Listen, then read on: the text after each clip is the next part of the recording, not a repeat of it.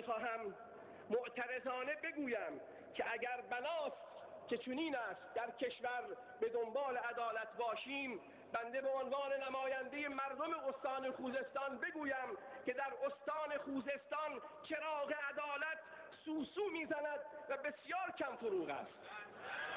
عدالت در اختصاص اعتبارات، در اجرای مصوبات، در توزیع اعتبارات، در سپردن مناصب و مسئولیت‌ها، در استخدام‌ها، در حمایت‌ها، در رسیدگی به مشکلات و در رعایت بعضی از امور و اصول متاسفانه می‌بینیم در خوزستان این مطلب به حد اقل است. آیا این عدالت است که نفت و گاز دودش در چشم مردم و سودش جای دیگر؟ و با این کلام دهان ما را ببندند که همه جای ایران سرای من است، بر منکرش لعنت. اما آیا چراغی که به خانه رواست به مسجد حرام نیست؟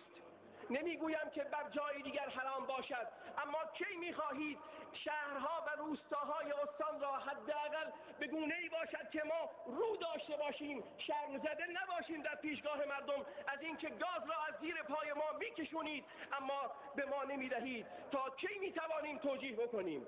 اگر فردا هم اعتباری به دست آید میگویند پروژه تعریف شده اعتبار میخواهد، حالا که اعتبارش آمد گاز به حد کافی نداریم. چرا؟ چون گاز را به مناطق برخوردار ما قبلا ارسال کرده ایم. پروژه های عظیمی را در کل کشور نفت به اجرا درآورده. حالا که بعد از این همه فریادها به ما به خود آمده‌اند میگویند که منع قانونی دارد، دیوان محاسبات اشکال میگیرد، مشکلات کارگران و استخدام و جذب و ساخت و ساز منازل و امور رفاهی و بهداشتی را که در جاهای دیگر کامل، اما به خوزستان که رسیده است میگویند کارخانه ها خصوصی شده است یا در حال خصوصی شدن است و دولت تعهد ندارد. آیا باور میکنید که ما کارگرانی امروز داریم که بیش از 13 ماه حقوق نگرفتند؟ چگونه اینا در برابر فرزندان خودشون پاسخ داشته باشند؟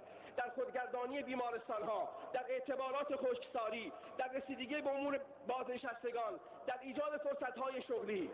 اما آب را خداوند جاری کرده به سمت و سوی جلگه خوزستان. وقتی که طرح عظیم مقام معظم رهبری مطرح می شود میگویند که آب کمبود است در اونجا، ولی اون زمانی که به هر حال بحث انتقال آب کارون مطرح می شود نمیدانیم آیا قسم حضرت عباس را یا دنب خروس را ما باور کنیم.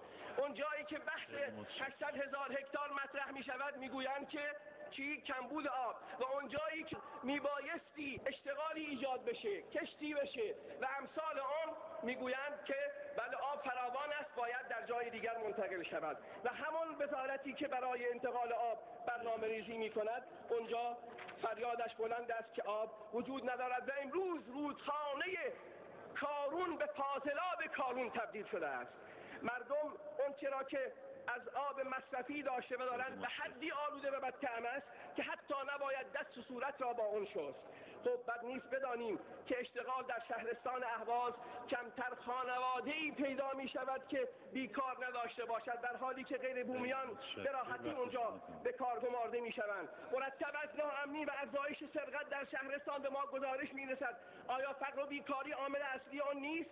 آیا اون زمان که از راه حرام یک شبکه اقتصادی غیر قانونی فعالیت داشته و آمار جرایم کاهش پیدا کرده، ما نمیتوانیم از راه حلال و قانونی به چنین کاری بپردازیم و آمار بیکاری رو به حد اقل برسانیم؟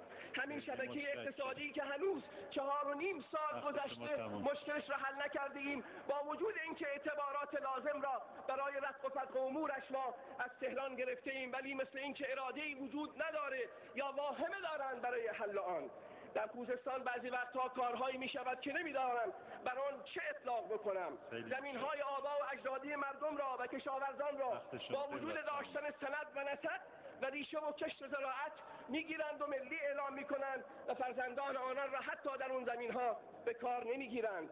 آیا جا دارد من از تریبون مجلس این مسائل را بگویم و مردم که عیال الله‌اند ما بترسیم از غضب الهی در برابر آنها و آنان را و حقوق آنان را با چشم حقارت ننگریم؟ معتقد هستیم که مفسد فی الارض فقط اونی نیست که فساد را ظاهر و آشکار کند، اون که بی تدبیری کند و اون کس که حق مردم را ضایع کند و اون که قبول مسئولیت کند اما ناتوان است، این نوعی افساد فی الارض است.